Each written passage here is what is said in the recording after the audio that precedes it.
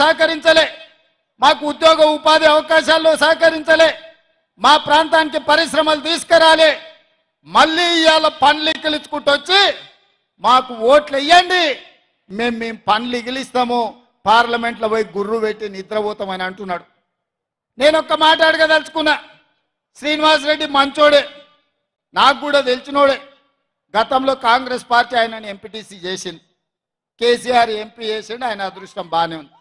5 ఏళ్ళు పార్లమెంట్లో శ్రీనివాస్ రెడ్డి ఏ రోజైనా పల్లెత్తు పలకరింపు మాట్లాడిండా? పాలమూరు రంగారెడ్డి ఎత్తిపోతల ప్రాజెక్టు గురించి ప్రస్తావించిండా? మనిషి మంచోడే గాని మంచానికి పడ్డాడు. లేవనికే శాత కాదు, లేస్తే మాట్లాడనికే ఆయనకు అధికారం లేదు. మరి అట్లాంటి శ్రీనివాస్ రెడ్డిని మళ్ళొక్కసారి ఇవాళ కేసీఆర్ గారు వాళ్ళ అభ్యర్థి అని పంపించిండు. ఏం చూసేయాలి? పిల్లగాడు 5 ఏళ్ళు చదివిండు, ఇవాళ పరీక్షలు రాయనికి వచ్చిండు. 5 ఏళ్ళ నేర్చుకోకపోయే, ఈ ప్రాంతం గురించి మాట్లాడకపోయే. అట్లాంటి శ్రీనివాస్ రెడ్డికి ఓటేస్తే ఇవాళ మనకేమన్నా ఉపయోగమా? నిన్న మన కేటీఆర్ అంటున్నాడు, మా కారు కొంచెం ఖరాబ్ అయింది, గ్యారేజ్కి పోయిందని. అరే పిల్లగా, నీ కారు ఖరాబు కాలే, నీ కారు ఇంజను అణువు చెడ్డది, ఇంకా మళ్ళా రాదు. తూకానికి అమ్ముడే, తూకం పెట్టి అమ్ముడే. వర్క్ షాప్ నుంచి మళ్ళా ఇంటికి రాదు. ఇనుప సామాన్లోనికి తూకం పెట్టి అమ్ముడే. నీ కారు నీ అయ్యనడుగు కావాలంటే ఇంటికి పోయి. నీ కారే కాదు, నీ అయ్య ఆరోగ్యం కూడా అనుంచెడ్డది. ఎందుకంటే 7 తారీఖు నాడు ప్రమాణ స్వీకారం ఉంటే 6 ఏళ్ళనే నీ అయ్య బోర్ల పడ్డాడు, బొక్కలు ఇరిగిన, ఇయ్యాలటికి నడవలేకపోతుంది. మొన్న జరిగిన ఎన్నికల్లో ప్రజలు కారును బండకేసి కొట్టిండ్రు, 100 మీటర్ల గోతి తీసి పాతి పెట్టిర్రు. ఇంకా కూడా ఆయన పొంకనాలు కొడుతున్నాడు. నిన్నటికి నిన్న మాట్లాడుతుండు. ఈ పొంకనాలు ఆయన ఏం మాట్లాడిండు? ఆయన పిట్టల ద్వారా నాతో 20 మంది ఎమ్మెల్యేలు టచ్లో ఉండ్రు, సిట్కే కొడుతూ వస్తారని. సిట్కే కాదు, మిద్దెకి డప్పు కొట్టు బిడ్డ, నీ దగ్గర ఉన్నోళ్ళు కూడా ఎవడన్నా ఉంటాడేమో చూద్దాం. గతంలో లాగా కాంగ్రెస్ ఎమ్మెల్యేలు గొర్రెల మంద తోడేళ్లలాకొచ్చి తేప కొట్టి కొట్టుకపోదాం అనుకుంటున్నాం బిడ్డ. ఈడ కాపలా ఉన్నది రేవంత్ రెడ్డి, నువ్వు ప్రయత్నం చేసి చూడు.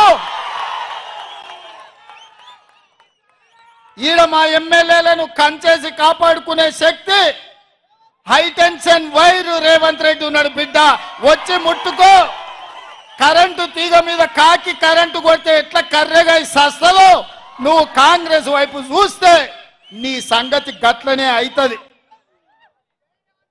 నువ్వు మాదిక్కు కాదు, నీ దొడ్ల సాయంత్రానికి ఎన్ని వచ్చినా ఒకసారి లెక్క పెట్టుకో బిడ్డ, నీ సంగతి చెప్తా గాని. 100 రోజులు కాలే, 100 రోజుల్లో ఆడబిడ్డలకు ఆర్టీసీలో బస్సు ఉచితంగా ఇచ్చినాం. 35 కోట్ల మంది ఆడబిడ్డలు ఇవాళ బస్సులలో ఉచితంగా ప్రయాణం చేస్తారు.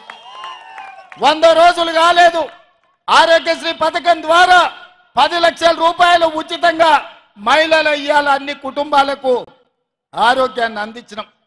ఇదే కాదు, మాట ఇచ్చినాం, కట్టెలపై నుంచి విముక్తి కలిగిస్తాం, మీ కన్నీళ్లు దూడిస్తాం, మిమ్మల్ని ఆదుకుంటామని ఆడబిడ్డలకు మాట ఇచ్చి నరేంద్ర మోడీ 1200 రూపాయలు సిలిండర్ చేస్తే ఇవాళ ఆడబిడ్డలకు 500 రూపాయలకే సిలిండర్ ఇచ్చి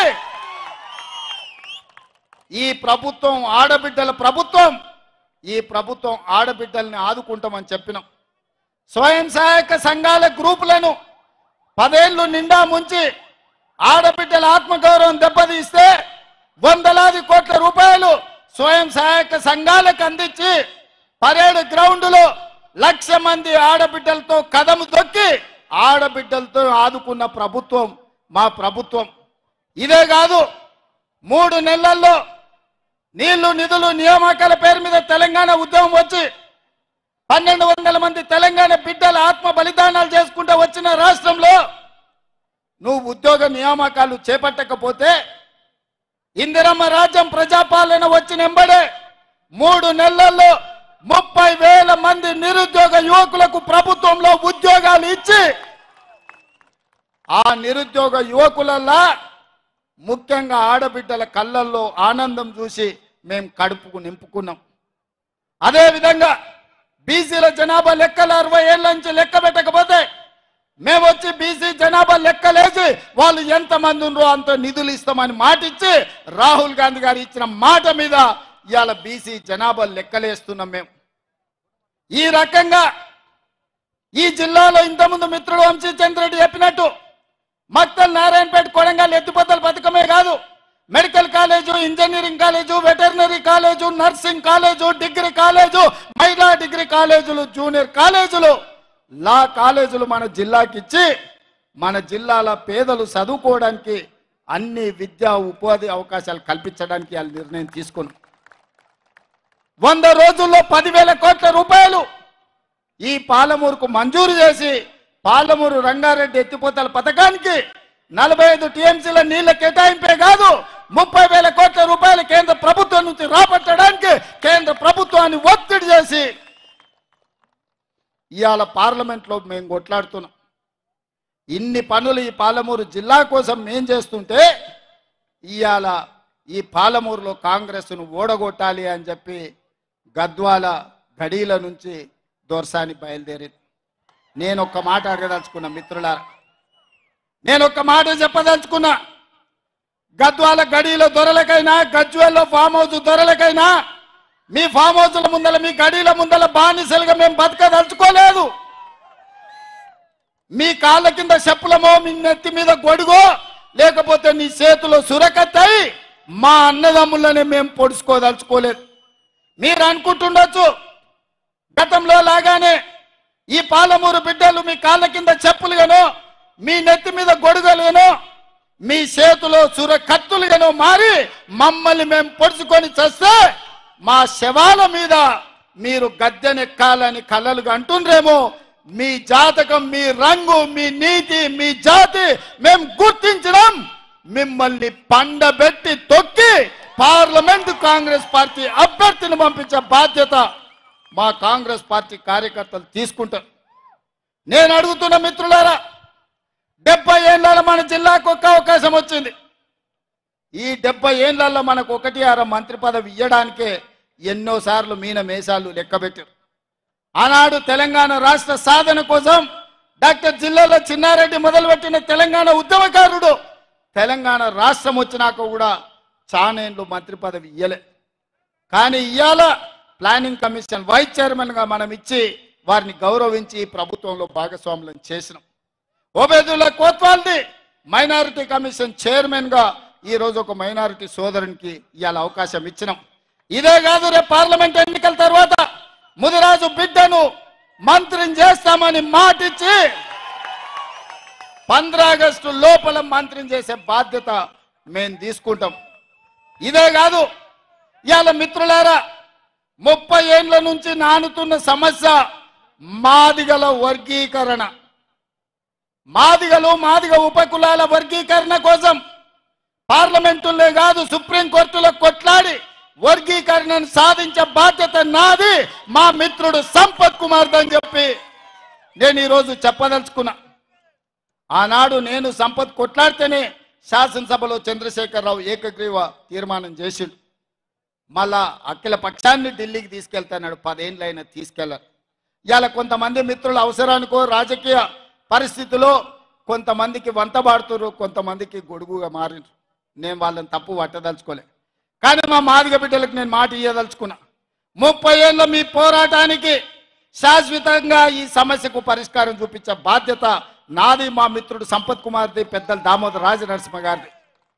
ఇక మీరు కొట్లాడాల్సిన అవసరం లేకుండా మీ తరఫున తెలంగాణ రాష్ట్ర ప్రభుత్వం కొట్లాడుతుంది. అది పార్లమెంట్లో అయినా అది సుప్రీంకోర్టులో అయినా.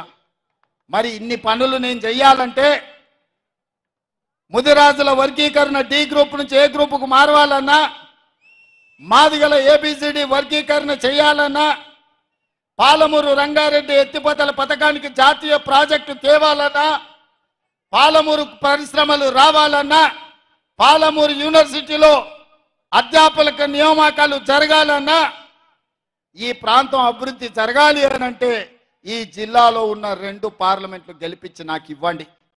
మీరు అనుకుంటే ఇది అసాధ్యం కాదు.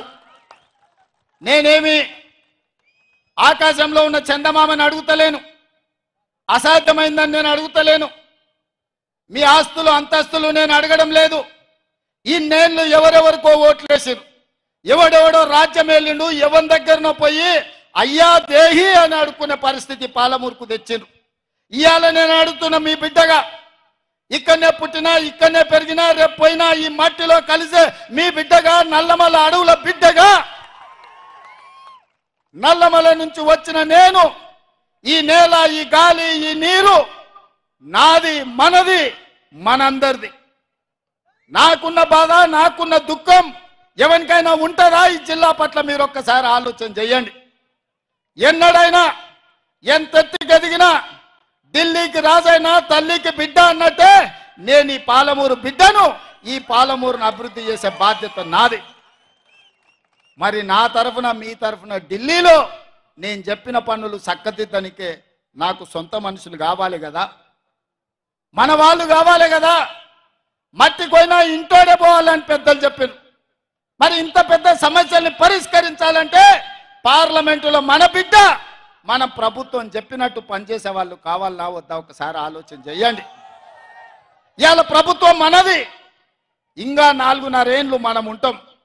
ఇవాళ పేదలకు పెన్షన్లు ఇవ్వాలన్నా, నిరుపేదలకు ఇందిరమ్మ ఇల్లు ఇవ్వాలన్నా, చదువుకున్న పిల్లలకు ఉద్యోగాలు ఇవ్వాలన్నా, ఈ ప్రాంతంలో పెట్టుబడులు తేవాలన్నా ఈ ప్రభుత్వానికి అనుకూలంగా ఉన్నప్పుడే, ఈ ప్రభుత్వానికి అనుకూలంగా ఈ 2 పార్లమెంట్లో తెలంగాణలో 14 సీట్లు గెలిపించినప్పుడే కదా ప్రయోజనం ఉంటుంది. ఇవాళ అధికారం మన చేతులుంది, ప్రభుత్వం మన దగ్గర ఉంది. మన శత్రువు చేతుల కత్తి పెడితే వాడు పక్వాన్ని పడివాడు మళ్ళీ మనల్నే పడతాడు, మన కడుపులనే పొడుస్తాడు. అరుణమ్మ మోడీ ప్రభుత్వంలో చేరింది. కేసీఆర్ దగ్గర చాలా మంది తాబేదారులు ఉన్నారు. 10 ఏళ్ల నుంచి కేసీఆర్ ముఖ్యమంత్రిగా ఉండే కదా మొన్నటి వరకు. ఈ 10 ఏళ్ళు నరేంద్ర మోడీ ప్రధానమంత్రిగా ఉండే కదా. మరి ఈ మొనగాళ్ళు వాళ్ళ దగ్గరికి పోయి మన పాలమూరుకు 10 పైసలైనా తెచ్చిర్రా, పాలమూరు రంగారెడ్డి ఎత్తిపోతల పథకానికి జాతీయ ప్రాజెక్టు తెచ్చిండ్రా? అది మాత్రం తెలియలేదు అరుణమ్మ, కానీ ఆమె మాత్రం జాతీయ ఉపాధ్యక్షురాలు పోస్టు తెచ్చుకున్నది. రేపు అరుణమ్మ గెలిస్తే గడిలో ఉన్న వాళ్ళ బంధువులకు మేలవుతుంది, పదవులు వచ్చిన ఆమె కుటుంబానికి మేలవుతుంది తప్ప పాలమూరుకి ఏం న్యాయం జరుగుద్దో మీరు ఒక్కసారి ఆలోచన చెయ్యండి. అందుకే ఇవాళ మిత్రులారా, వాళ్ళిద్దరు కలిసి ఒక ఆయన 10 ఏళ్ళు ముఖ్యమంత్రి ఉన్నాడు, ఇంకొక ఆయన 10 ఏళ్ళు ప్రధానమంత్రిగా ఉన్నాడు. 10 ఏళ్ళు వాళ్ళు ఏమి చేయలేదు, పాలమూరుని ఎడారిగా మార్చి 100 రోజులు కాలేదు మన ప్రభుత్వం వచ్చి, ప్రజాపాలన వచ్చి ఏమి చేయలేదు కాబట్టి ఓడించారని అడుగుతారు. ఇది న్యాయమా? మీరు ఒక్కసారి ఆలోచన చేయండి మిత్రులారా. పిల్లగాడు నడవాలన్న ఏడాది అవుతుంది. మన ప్రభుత్వం వచ్చి 3 నెలలు అయింది, ఎన్నికలు అయిపోయే వరకు 6 నెలలు అవుతుంది. 6 నెలల తర్వాతనే అన్నప్రాసన చేస్తారు, అవునా? అప్పుడే ఈ ప్రభుత్వం మీద శాపనార్థాలు పెడుతున్నారు. ఇక కేసీఆర్ మాటలు చూస్తుంటే అయితే పిట్టల దొరకు తాతయ్య తయారైంది. ఆయన తండ్రికి తద్దినం పెట్టినోడంట చిన్నాయనకు పిండాలు పెడతాడట కృష్ణానదిలో పోయి. నీ పార్టీలో ఉన్న ఎమ్మెల్యేలను చక్కగా ఏడుస్తలేవు, నీ ఎమ్మెల్యేలు నీ ఎంబడి ఉంటలేరు, ఎదురుగున్న పార్టీలో 20 మంది ఎమ్మెల్యేలు ఉంటాను అని చెప్తున్నావా? ఇంకా ఎన్ని రోజులు ఈ కథలు చెప్పి బతుకుతావు కేసీఆర్? నీ కథలకు కాలం చెల్లింది, నీ కారు అణం జడ్డి ఆడ షెడ్డుకు పోయింది. అందుకే మిత్రులారా, నరేంద్ర మోడీని చూసినాం, చంద్రశేఖరరావుని చూసినాం, ఢిల్లీలో మోడీని చూసినాం, గల్లీలో కేడీని చూసినాం. మొన్న డిసెంబర్లో కేడీని బొందబెట్టిండ్రు. ఈసారి మోడీని ఓడగొట్టి పాలమూరు పౌరుషాన్ని చూపించాలని చెప్పి మా మిత్రులందరికీ నేను విజ్ఞప్తి చేస్తున్నా. ఈ జిల్లా నుంచి ముఖ్యంగా ఇవాళ మనల్ని దొంగ దెబ్బది ఇవ్వాలని బీజేపీ వాళ్ళు, బీఆర్ఎస్ వాళ్ళు ఒక్కటయ్యి మన వెనకంగా కుట్రలు చేస్తుండ్రు. అప్రమత్తంగా ఉండండి. మనం ఎట్లా గెలుస్తాం? 7 మంది ఎమ్మెల్యేలు ఉండ్రు, జిల్లాలో 12 మంది ఎమ్మెల్యేలు ఉండ్రు, మా సారే ముఖ్యమంత్రి ఉన్నాడు, మా అన్న ఏదంటే చేస్తాడని మన పిల్లలకినా ఊకున్నారనుకో తాబేలు కుందేలు కథ అవుతుంది. కుందేలు లెస్స ఉరుకుతుందా అని తాబేలుతో పోటీ పెడితే కుందేలు పోయి మంచిగా చెట్టు నీడ చూసుకొని నిద్రపోయిందంట. తాబేలు ఆగకుండా నడుచుకుంటా ముందరికి పోయి తాబేలు గెలిచిందని చెప్పారట. ఇవాళ మా కాంగ్రెస్ పార్టీ కార్యకర్తలకు కూడా నా విజ్ఞప్తి ఒక్కటే, మనం ఉరకాల్సిన పని లేదు. మనల్ని నడిస్తే కూడా మనల్ని వీకెటోడే ఈ రాష్ట్రంలో లేడని నేను చెప్పదలుచుకున్నా. గల్లీలుండే కేడీ వచ్చినా, ఢిల్లీ నుంచి మోడీ వచ్చినా, ఈ గడ్డం అన్నది, ఈ అడ్డం అన్నది, అడ్డ మీద 3 రంగుల జెండా ఎగరేసి మొనగాళ్ళు మనోళ్ళు అని చెప్పి నేను స్పష్టంగా చెప్పదలుచుకున్నా. అందుకే ఇవాళ దేశంలో ఎక్కడి నుంచైనా మన రాష్ట్రానికి పిలుపు వస్తుంది. నిన్న కేరళ పోయినా, రేపు కర్ణాటక పోతున్నా, ఎల్లుండి మహారాష్ట్ర పోతున్నా, ఏడికి పోయినా నేను చెప్పేది ఒకటే మాట, నా అడ్డ నా గడ్డ పాలమూరు బిడ్డ. మేము ఆనాడు తట్ట పనికో, పార పనికో, మట్టి పనికో వలసలు కాదు, ఇవాళ నాయకులమై మీ ప్రాంతానికి వచ్చినాం. ఇవాళ నాయకులమై రాష్ట్రంలోనే కాదు దేశంలోనే మా గౌరవాన్ని తలెత్తుకునేటట్టు చేసినామని చెప్పి ఇవాళ మన పౌరుషాన్ని మనం ప్రదర్శిస్తున్నాం.